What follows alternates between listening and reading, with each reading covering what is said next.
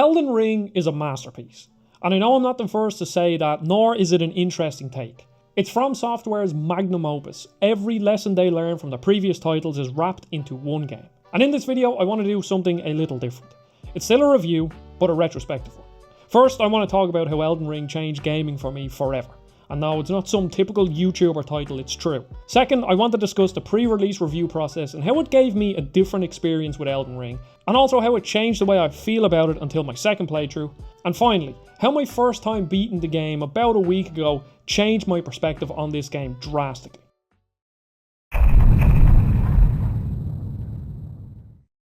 Majora's Mask is my favourite game of all time. And yes, I know this is a weird way to start an Elden Ring video, but bear with me. This was the first game I remember playing, or more accurately, watching my brother play while I read the guide. This game is a masterpiece. It took everything that Ocarina of Time did and did it better. It has arguably the richest atmosphere of any game I've ever played. The mask transformations are iconic, and I still hear Link screaming as he changes into another one of the creatures. Behind all this is a relatively contained game. It's not overly long, and it's extremely well paced. Skull Kid's tragic story was heart-wrenching, and the first story I can remember that stuck with me. All that is to say that I adored Majora's Mask with every single inch of my being, and since the early 2000s nothing has ever taken its spot as my favourite game of all time. New challengers have entered into contention. Dishonored 1's level design and world building thought it had a chance, but Majora's Mask won that fight. The Last of Us came in with a gut-wrenching narrative and an overall unmatched production quality, but Link dodged out of the way and stabbed Joel right in the heart.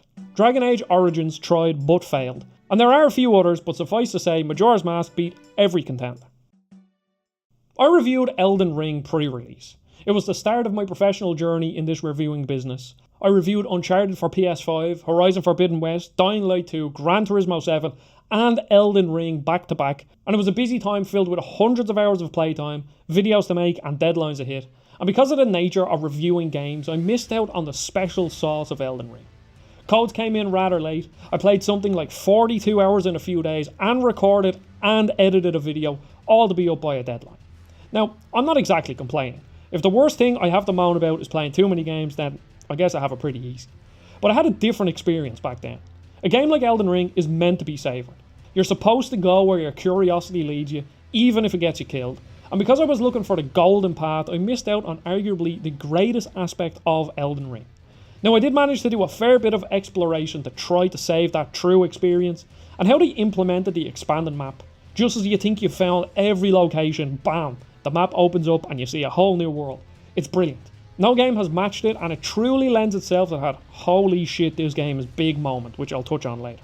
I went with a dex build because FromSoft said in the pre-release that bows are more viable than ever, and spoiler alert, they are better, but they're still not viable. Anyway, it turns out that dex and bleed builds were stupidly broken pre-release. I killed a random invader called Bloody Finger Neregus and got the Reduvia, a dagger that had a ridiculous Ash of War that sent out a bloody slash towards my enemies, and it carried me through the game quite a bit. And I needed it. Because of the rush to beat the game, I was pretty underleveled throughout my journey. I had a pretty OP build that carried me through the game.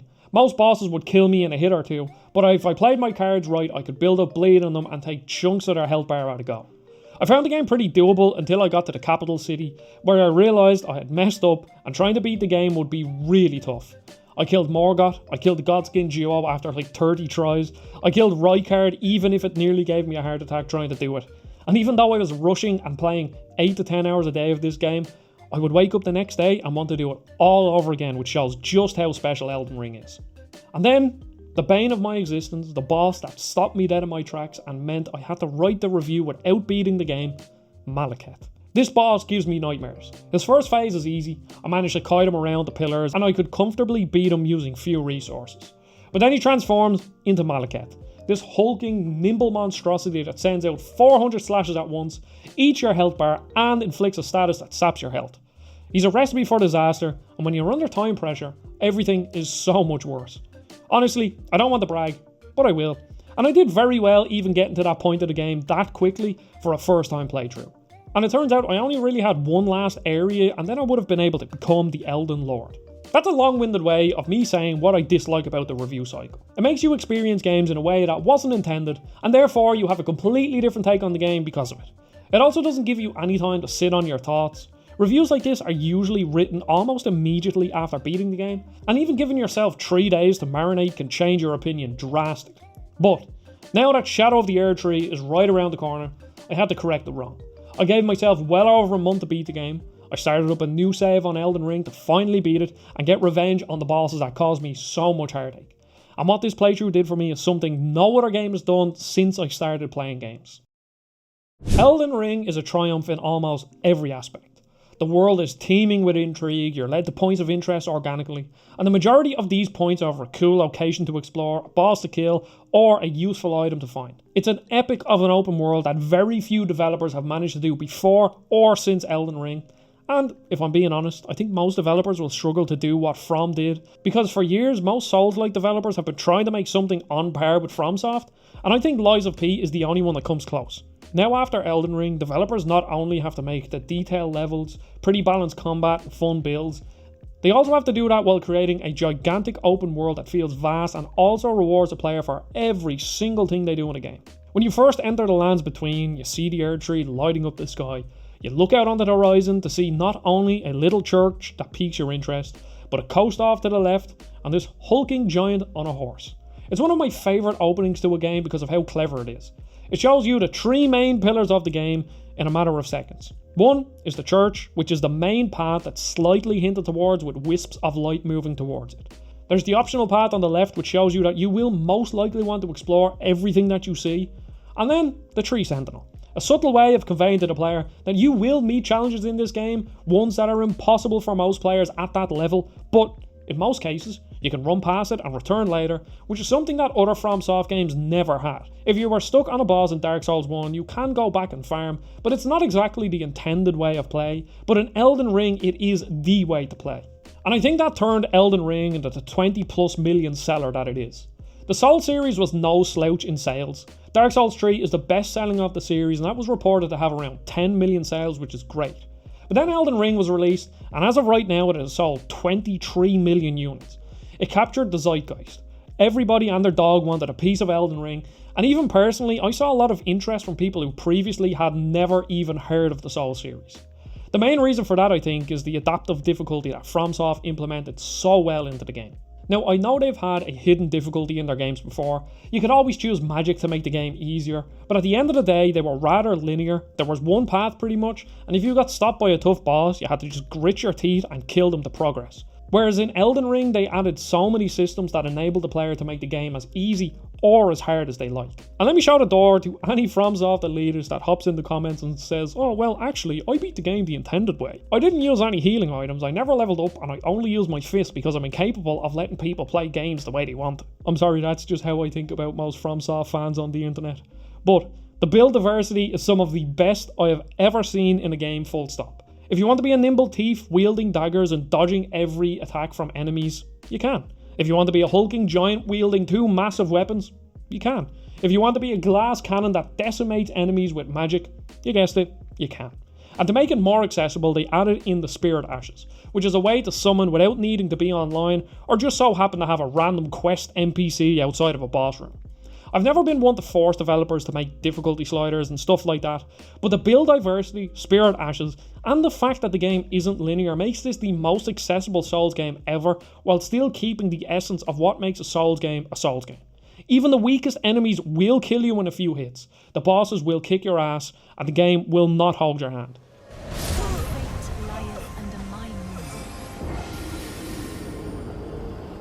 They respected their audience's intelligence, and I have to commend them for that.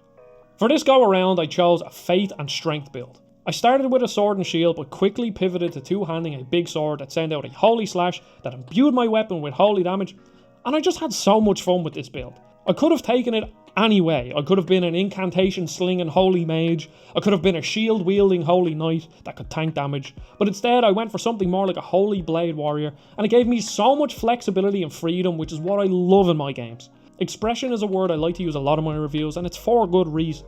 I love it when developers give you tools to express yourself. It's why I prefer Tears of the Kingdom over Breath of the Wild, and it's why I have well over 1,000 hours in Rocket League. While they are two completely different games, Tears of the Kingdom and Rocket League both have tools or mechanics that seem simple on the surface, but if you put the time in, you can truly express yourself throughout the game. Elden Ring is no exception, because you can build whatever character you like, and because the world is filled with so many different weapons, spells and armour, you can genuinely do whatever you want. Open world games are probably the most repetitive genre in gaming right now. Now don't get me wrong, I enjoy a checklist open world from time to time, but they get stale fast. There were games before it, but it feels like open world games have largely stayed the same since Far Cry 3. Ubisoft cemented the formula there. All of their subsequent games followed in their footsteps, and the rest of the industry followed suit. Even some of my favourites like Dying Light 1 just feels like a Ubisoft game. Now that all changed when Breath of the Wild released. It showed the world how to make an open world game that genuinely led you to places of interest organically. I lost track of time playing Breath of the Wild. One minute it was bright out, the next it was night time, and I had realised I just played the game for 5 hours straight. Few games have had that effect on me, and even fewer games created that true sense of wonder where I wasn't checking my map every 5 minutes to see where my next map marker was. That was of course until I played Elden Ring for the first time. FromSoft very clearly took inspiration from Breath of the Wild and how they designed the world. Almost everything in the game feels organic. Your eyes naturally lead you to an enemy camp or a dungeon, or even to just a random item in the world, so it's easy to lose tens of hours to Elden Ring without even realising. I said in my original review that Elden Ring feels like Breath of the Wild, but instead of having puzzles at the points of interest, you have tough enemies encounters, which suits me down to the ground. Because let's be real, I'm an absolute idiot when it comes to puzzles. Elden Ring has this iconic moment every time you visit a new location. When you first open the map, you think to yourself, this looks pretty big, there's loads to explore. And then you find another area and the map grows. And then it happens again, and again, and again. And they just did such a good job of pulling the wool over your eyes thinking you're finally at the last area, but it just keeps going. And do you know what the best part about this is? I welcomed it. I can't count how many times I was playing an open world game, and I thought I was near the end, and then bam, a new map, and it was met with a groan. In Elden Ring though, I was excited every single time the map grew, and that's a massive endorsement for an open world game, because this genre, while fun, is very stale. This is a non-traditional FromSoft experience. I've played every Soulsborne game and a fair few Armored Core games, and each one of them are linear experiences, with intricate levels that are the best of the best in terms of level design. And at first, I was worried that Elden Ring would lose that experience, the tension while exploring a castle or a burned down village or a swamp, but they keep everyone happy. A lot of your time will be spent in the open world, but then you get the legacy dungeons, as everyone calls them. These are the traditional Souls-like experiences, and they are extremely impressive. The first is Stormvale Castle, the area where my fears were laid to rest. It has winding paths, shortcuts, platforming sections that bring you to secret areas with hidden items, and it captures that feeling of being in the undead burg, not knowing what will be around the next corner, and holding out for the next bonfire. Now this feeling is diminished by a few Elden Ring specific elements, but I'll talk a bit more on that later. The legacy dungeons just got better and better as you go along, and the Royal Capital is the best of the best. It has everything I would want in a Souls level. There's an upper path that eventually has a shortcut that will bring you straight back to the start. There's a central path which is the proper way to go, and then there's a lower path that brings you to the sewers that is a whole level in and of itself. And I'm astounded that Elden Ring has loads of these types of areas contained within an open world. So even though it's slightly different, there's still elements here that traditional Soul players will love. In saying that though, this is where my major critique of Elden Ring pops up. Recently I went back to Demon's Souls and Dark Souls 1, and they have this feeling of tension that is about 50 times worse than anything in Elden Ring. Elden Ring is still a hard game, and every enemy can kill you with ease, but it's definitely the easiest of the FromSoft games, and it's because of how open the game is. When you're in the older Souls games, you really have to take your time. Creep around every corner, bait the enemy's attacks out, and then get a few swings. Get back out, rinse and repeat. But in Elden Ring, the jump attack takes away a fair bit of that tension. In most cases, you can just run, jump, and attack an enemy and destroy them. And yes, of course, you still have to study the enemy attack patterns, but if an enemy's by himself, you can't really just get the jump on him. And on top of that, shortcuts don't hold the same weight. The feeling of finding a shortcut in the older titles is like a massive weight lifting off your chest. It means you're finally safe for a moment. In them games, you're constantly in the state of weighing up how many souls you have and how far you think you are to the next bonfire or shortcut. But in Elden Ring, that feeling is almost non-existent, considering you can just fast travel to any bonfire and spend your souls. Yeah, once you go back there, you'll have to retread your steps and re-kill all the enemies, but when you have no souls, the fight isn't as tense. It also means that shortcuts, while still cool, are nowhere near as impactful. And I think that's where you have to weigh up what you prefer in a Souls-like experience. I love the tension of the older games, and it's an experience that very few games offer, but for me, I much prefer the expression of Elden Ring. And yeah, shortcuts are diminished and Souls don't mean as much as the previous titles, but the benefits of going wherever I want, building a character to my heart's content, I think it far outweighs the downsides from the more open design. While that tension still exists, but nowhere near as strong as the other FromSoft games, Elden Ring offers a tranquility that they don't really have in other games. When I think of calmness in a FromSoft game, I get swept back to my favourite hub in the series, and that is Majula in Dark Souls 2. Hearing this theme brings back serious memories, and it offers respite from the chaos that is a Souls game.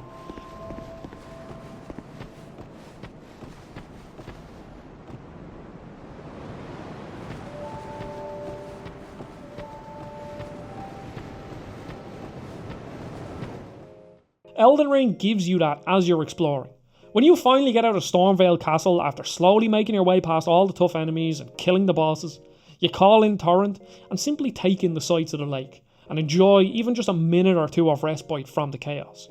And that happens throughout the game. For every encounter you have in the open world, you also have a couple of minutes break where you just take in the sights and appreciate the downtime, and I don't think that feeling is replicated in any previous Souls game. I could sit here and discuss every boss, but that wouldn't really change anything about this video. I want to discuss the diversity in boss fights. So let's go back to Demon's Souls, which I think is the weakest of all the Souls games, but what I love about that game are the boss fights. Some call them gimmicky fights, and they are, but they're a breath of fresh air in comparison to the Dark Souls trilogy. The old hero is a fairly typical fight until you realise that he's blind and relies on sound, and that's just simply cool. Creeping around the boss arena, getting a couple attacks in, rolling out, and then he doesn't know where you are. There's nothing like it in pretty much any game I've ever played. And Elden Ring is the largest game, so of course it has the most bosses, but it has a wide range of bosses. It has hulking giants, it has the 1v1 sword fights, it has the weird creatures, it even has the gimmicky fights like Rykard. The one standout though is Radahn, a giant warrior that rides on a tiny horse. His backstory is fascinating in that he studied gravity magic because he still wanted to ride his own horse into battle, and his design is comical and terrifying. This boss is hands down one of the best fights in the series. It has everything from a massive arena, melee and magic attacks, but I just love how you summon everybody into that fight. It's a festival where warriors from all around come to fight General Radahn, so you can have upwards of 10 summons all charging at him, and it just feels epic. It's like no other boss fight in the series. Throughout this playthrough, I felt vindicated. My first playthrough pre-release was rushed, I was under-leveled, and I had a tough time on a lot of bosses. This time I was dreading the Radahn fight, and I managed to beat him now in 2 tries. I was dreading the Commander Nile fight, and I beat him in a few tries. And then we get onto the boss that I died to the most, the one that stopped me dead in my tracks, Malekith. When I fought him for the first time when the game released, his first phase was easy. I could beat him consistently while still having loads of resources left. But his second phase, with these flippy spins and slashes, it just destroyed me. I'm walking up to that arena this time, I had a sinking feeling in my stomach like, oh no, this is going to be rough. And just like the other hard bosses, I managed to beat him in a few tries, and that triumphant feeling is unmatched. There are very few games that give you that feeling, and Elden Ring just gives you that feeling over and over and over again.